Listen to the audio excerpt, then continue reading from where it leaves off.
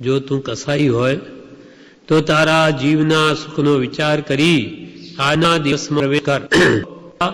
જીવના સુખનો વિચાર કરી આજના દિવસમાં પ્રવેશ કર કે તારો જીવ તને જેમ વાલો છે તેમ બીજાને પણ તેનો જીવ એટલો જ વાલો છે. તને કોઈ દુઃખ આપે મારે તો તને ગમે નહીં, એવી રીતે બીજા. જો તું કસાઈ હોય તો તારા જીવના સુખનો, તારા આત્માના સુખનો વિચાર કરી આજના દિવસમાં પ્રવેશ કર. કેમ કે તું બીજાને દુઃખ દીધા તો દુઃખ જ હોય, તું સુખ આપે તો સુખ હોય. તો બીજાને કાપે, મારે, ફાડે તો એ દુઃખ તને પછી આગળ આવવાનું જ છે એમ સમજજે. કેમ કે કસાઈને ધંધામાં તો પ્રત્યક્ષ હિંસા હોય છે. અભયકુમારનો એક મિત્ર હતો, કાળ સોકરી કસાઈનો પુત્ર સુરસ. એ સૈનિક રાજાના વખતમાં અભયકુમાર 500 મંત્રીઓનો ઉપરી હતો, સૈનિક રાજાનો મુખ્યમંત્રી અને એમનો જ પુત્ર.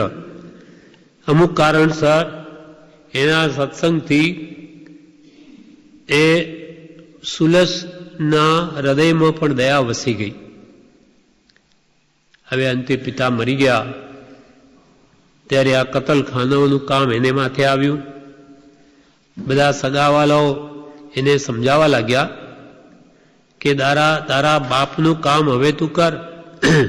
ત્યારે એણે કહ્યું, તેનું પાપ લાગે તે કોણ ભોગવે? હું જો આવા બાપના પાપમાં ધંધા કરું તો એનું પાપ કોણ ભોગવે? ત્યારે ઘરના બધા કહેવા લાગ્યા કે અમારો એમાં ભાગ છે ને. તો એકલો જ કેમ, અમે છે ને, અમે ભોગવી લઈશું બધા મળીને. ત્યારે એણે બધાને શિક્ષા આપવા માટે કુવાડો લઈ પોતાના પગ પર માર્યો અને એમની પાસે આવીને કહે કે જુઓ, આ મને બહુ વાગ્યું, માટે આ બધા થોડું થોડું વેચી લો, મને બહુ દુખે છે. ત્યારે બધા તો કે આ તો કેવી રીતે બને, તારે વાગેલું છે એ તો તારે જ સહન કરવું પડે, અમે શું કરી શકીએ એને.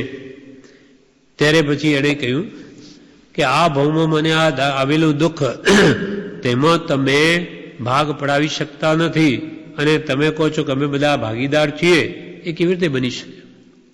તો પરબ્રહ્મમાં આ મારા પાપના ફળ એમાં તમે શું ભાગ પડાવવાના હતા? એટલે માટે હું તો આ પાપનો ધંધો નહીં કરું. તે છોડી દીધો. આ સંઘનો રંગ લાગ્યો એને. સત્સંગ થયો અભયકુમારના સમાગમથી કે પાપનું ફળ ભયંકર આવે છે, એટલે એને તો એનો ત્યાગ કરી દીધો. એમ બીજાને દુઃખ દેખતી વખતે પોતાના પરિણામ બી સંકલેશવાળા થાય, તીવ્ર કષાયવાળા, અને એથી આત્માને પાપનો બંધ થાય છે અને તેનું ફળ પોતાને જ ભોગવવું પડે. બીજા કોઈ એમાં ભાગ પડાવી શકતા જ નથી. તેથી જે આત્માને સુખની ઈચ્છા હોય તેણે કદી પણ પાપમાં પ્રવૃત્તિ કરવી નહીં. ધન આદિ પ્રત્યક્ષ મળતા દેખાય તેથી જીવ પાપને ભૂલી જાય છે. પણ જે મળે છે તે પાપથી મળતું નથી. જે આપણને મળે છે એ તો પુણ્યના કારણે મળે, પણ આ જીવ તે નિમિત્તે એને એક પાપ સેવે, પણ એ પાપના ફળ પણ એને ભોગવવા પડશે. એ માને છે કે મેં પાપ કરીને વેડવ્યું, પાપથી નથી મળતું, મળે છે પુણ્યથી, પણ તું વિપરીત બુદ્ધિએ ધન મેળવવા પાપ કરે છે, એ તો તને ભોગવવું જ પડશે. અને જે કંઈ પણ મળે છે તે પુણ્યના ઉદયથી મળે છે, એટલે પાપ તો કદી કરવું જ નહીં. એટલે જો તું કસાઈ હોય તો તારા જીવના સુખનો વિચાર કરી આજના દિવસમાં પ્રવેશ કર. તારા પોતાના જીવનો સુખના વિચાર કરી તો આજના દિવસમાં પ્રવેશ કર કે હું આ પાપ કરીશ તો મારે આગલા ભાવમાં મારે જ ભોગવવા પડશે. કેમ કે ત્રીજું પદ કરતા અને ચોથું પદ આત્મા ભોગતા છે, કરે એનું ફળ તો ભોગવવું જ પડે. માટે હે ભવ્યો, કદી પણ આવા પાપ કરોમાં. કૃપાલદેવ તો બધાને શિખામણ આપી છે.